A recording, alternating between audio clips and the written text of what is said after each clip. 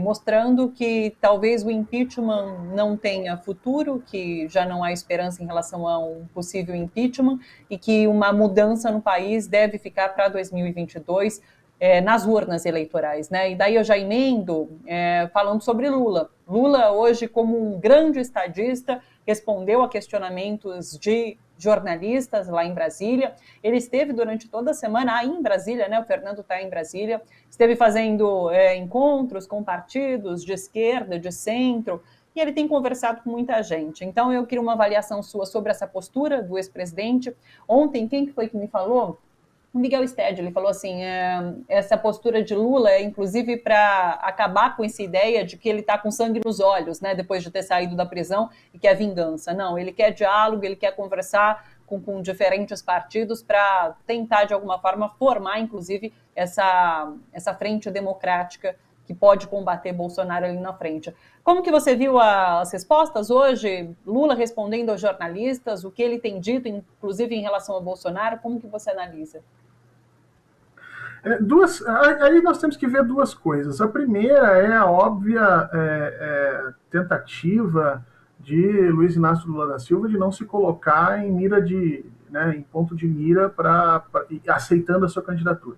Então, quando ele diz, olha, eu vou decidir mais adiante, ele está resguardando um pouco, né, da sua, vamos dizer assim, da sua condição política, da sua própria vida, porque sabe que no momento em que ele assumir isso, a partir dali ele será alvo de praticamente todas as forças políticas desse país, desde o cara que tem 2% ao cara que tem 30%, todo mundo vai querer tirar uma casquinha do candidato que está na frente. Então ele se resguarda nesse sentido, eu acho que faz isso muito bem, até por uma questão da própria saúde dele. A segunda coisa é que o presidente Lula vem fazendo aquilo que ele fez em menor escala lá em 2003, né? Em 2013 ele tinha um interdito muito forte para assumir a presidência. Na eleição de 2002 ele tinha um interdito muito forte para assumir a presidência.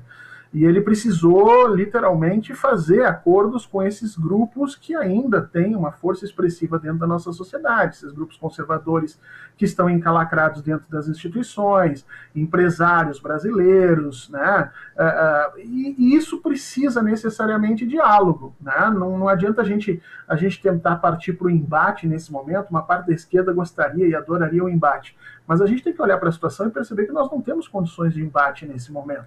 Nós não estamos com condições sequer de ter maioria no Congresso, então a gente tem que ir com calma. E aí o presidente vem usando aquilo que ele sempre teve, que foi a capacidade de diálogo, para desarmar essas bombas que podem estourar ou durante o período eleitoral, ou, caso ele se eleja, se transformarem em algum tipo de interdito para o próprio governo. Porque se Luiz Inácio Lula da Silva tiver um parlamento completamente hostil a ele, vai ser muito difícil realizar efetivamente as mudanças que o Brasil precisa que sejam realizadas. E isso implicaria necessariamente numa vida muito curta de num novo governo do Partido dos Trabalhadores. Então, o trabalho que o Lula faz agora, antes da eleição, é um trabalho que vai gerar frutos para um segundo mandato Lula. Eu tenho a impressão que já não é nem para agora a próxima eleição de 2022, mas é a possibilidade de uma sucessão em 2026.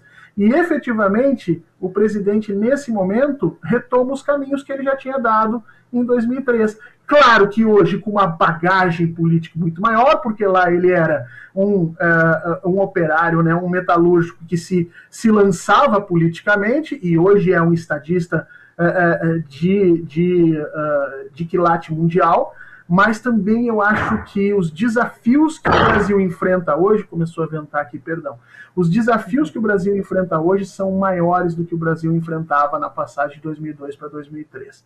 Então, eu acho que nós da esquerda precisamos ter um pouco de paciência com isso. E o presidente tem que fazer as alianças que precisa visando já 2026, não é nem 2022. Em relação ao Congresso, uma frase me marcou bastante. Ele falou que ele vai investir muito esforço em ir para todos os estados fazer campanha para os candidatos a deputados, né, de todos os estados. Então, é realmente já pensando nessa formação do Congresso ali da Câmara dos Deputados e o quanto isso é importante para um governo dele em 2023. Legal, Fernando, sempre muito bom falar com você. Eu queria entrar numa conversa com o Fernando sobre nazismo aqui no Brasil, sobre o crescimento desse movimento aqui no Brasil e o enraizamento desse movimento aqui no Brasil, mas vai ficar para uma próxima vez. Inclusive, a gente já agenda para uma participação sua, Fernando, só para a gente falar sobre isso, que eu acho bastante importante, inclusive com números assim impressionantes em relação a denúncias que são feitas à Polícia Federal, mas a gente traz isso numa próxima conversa. Olha, um beijo enorme para você, um bom final de semana e até uma próxima, Fernando. Se cuida. Obrigado, Thalita. Um beijão para vocês aí. E que a gente consiga passar esse final de semana e esse feriadinho com um pouquinho de felicidade, pelo menos ouvindo esses discursos que o Lula tem trazido. Me impressionou muito a forma como ele, quando fala da fome, embarga a voz, ainda hoje, né? Um presidente com 70 e poucos anos, ainda hoje se recorda claramente de quando ele viveu, quando passou com fome. Essas coisas marcam o povo e a gente espera que as nossas próximas gerações não tenham que passar por isso de novo. Thalita, um beijão para vocês. Bom final de semana.